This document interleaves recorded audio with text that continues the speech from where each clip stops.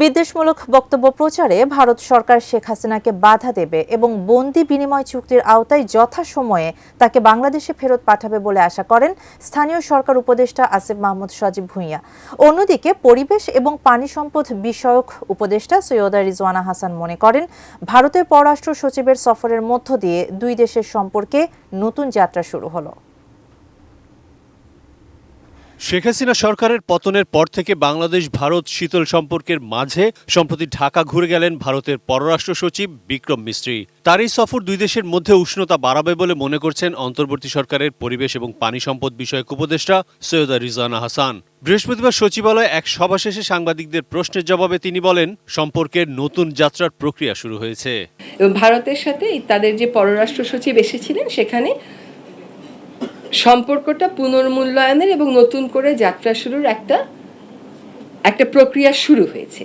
তার মানে এই না যে বাংলাদেশে কেউ যদি মনে করে যে ভারতের এই বা ভারতের সংগঠিত কোনো একটা ঘটনার ব্যাপারে আমরা আমাদের মতামত জানাবো, সেটা জানাবে না।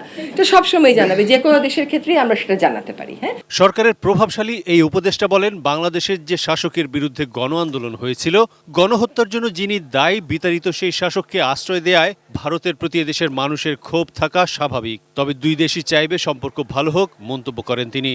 দেশি পাকা টমেটো আর সিক্রেট রেসিপির কম্বিনেশনে তৈরি প্রাউন সস, সসের বস। ভারতও চাইবে সম্পর্ক স্বাভাবিক হোক, আমরাও চাইব সম্পর্ক স্বাভাবিক হোক। আমরা চাইব যে কোনো দল বা কোনো ব্যক্তি কেন্দ্রিক সম্পর্ক কোনো প্রতিবেশীর সাথে আমাদের না হোক। সম্পর্ক হবে ভারতের জনগণের সাথে বাংলাদেশের জনগণের।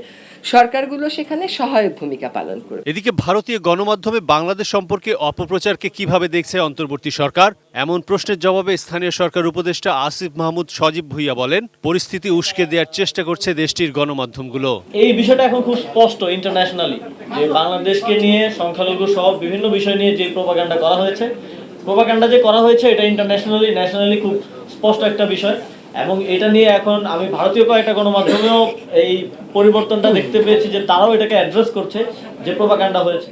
ভারতে বসে বাংলাদেশের ক্ষমতাচ্যুত সাবেক প্রধানমন্ত্রী শেখ হাসিনার বক্তব্য দেওয়া প্রসঙ্গেও কথা বলেন তিনি। একজন গণহত্যাকারী ফ্যাসিস্ট, যার আসলে এই মুহূর্তে বিচার হওয়ার কথা, যার এখন কারান্তরীণ থাকার কথা, তিনি ভারতে অবস্থান করছেন এবং সেখান থেকে বিভিন্ন কর্মসূচি, বিভিন্ন বক্তব্য, বিদ্বেষমূলক বক্তব্য তিনি দিয়ে যাচ্ছেন।